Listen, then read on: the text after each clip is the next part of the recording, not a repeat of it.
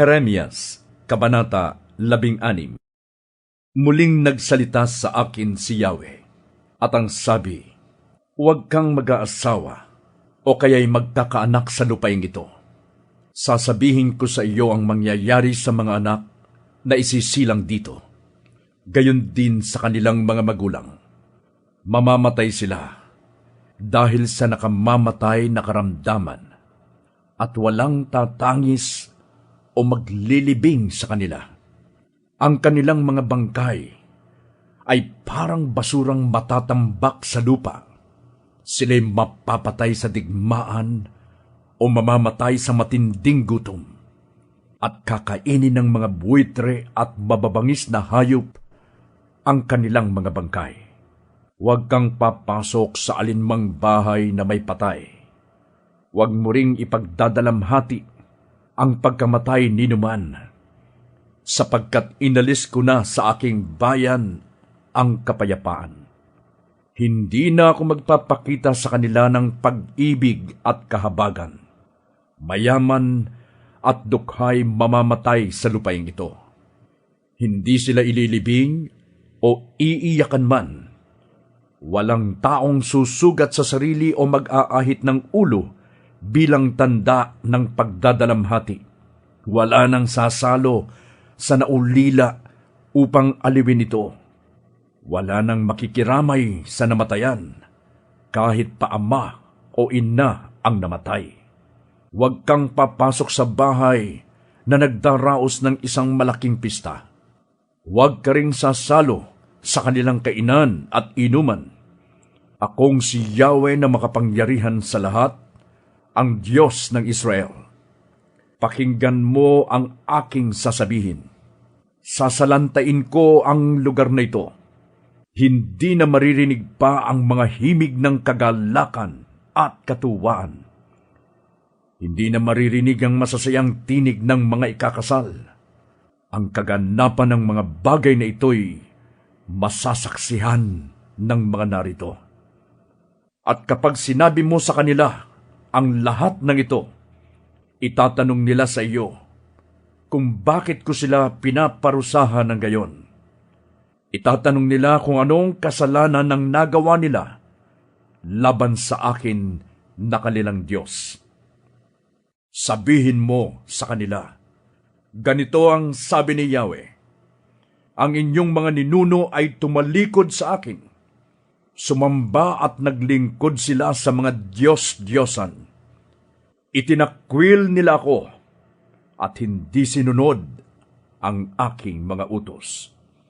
Ngunit higit na masama ang ginawa ninyo kaysa ginawa ng inyong mga ninuno.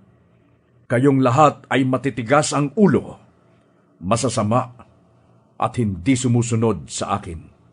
Dahil dito, ipapatapon ko kayo sa isang bayang hindi ninyo alam, maging ng inyong mga ninuno. Dooy maglilingkod kayo sa ibang Diyos araw at gabi, at hindi ko kayo kahahabagan. Darating ang panahon, sabi ni Yahweh, na wala nang manunumpa ng ganito.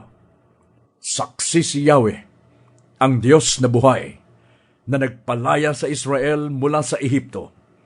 Sa halip, ang sasabihin nila ay, saksi si Yahweh, ang Diyos na buhay, na nagpalaya sa Israel mula sa lupain sa hilaga at mula sa iba't ibang bansang pinagtapunan sa kanila. Ibabalik ko sila sa sarili nilang bayan. Ang lupaing ibinigay ko sa kanilang mga ninuno. Akong si Yahweh ang nagsasalita. Magpapadala ako ng maraming mangingisda upang hulihin ang mga taong ito na gaya ng isda. Magsusugo rin ako ng maraming mangangaso upang hanapin sila sa bawat bundok at burol, pati sa mga guwang ng mga bato. Akong si Yahweh ang nagsasabi nito. Nakikita ko ang lahat ng ginagawa nila. Walang anumang maitatago sa akin. Hindi mawawala sa aking paningin ang kanilang mga kasalanan. Magbabayad sila ng makalawang beses sa kanilang mga kasalanan at kasamaan, sapagkat nilapastangan nila ang aking lupain sa pamamagitan ng pagsamba sa mga Diyos-Diyosang walang buhay at kasuklam-suklam na gawain. O Yahweh, Ikaw ang aking lakas at tanggulan, ang aking takbuhan sa oras ng kagipitan. Sa iyo magsisilapit ang mga bansa mula sa kaduluduluhan ng daigdig at kanilang sasabihin, ang mga Diyos ng aming mga ninunoy, pawang bulaan at walang kabuluhan. Maaari bang gumawa ng sarili nilang Diyos ang mga tao? Hindi. Kung gagawa sila, hindi ito maaaring maging tunay na Diyos. Kaya nga magmula ngayon, sabi ni Yahweh, ipapaalam ko sa lahat ng bansa ang aking kapangyarihan at lakas, at makikilala nilang ako nga si Yahweh.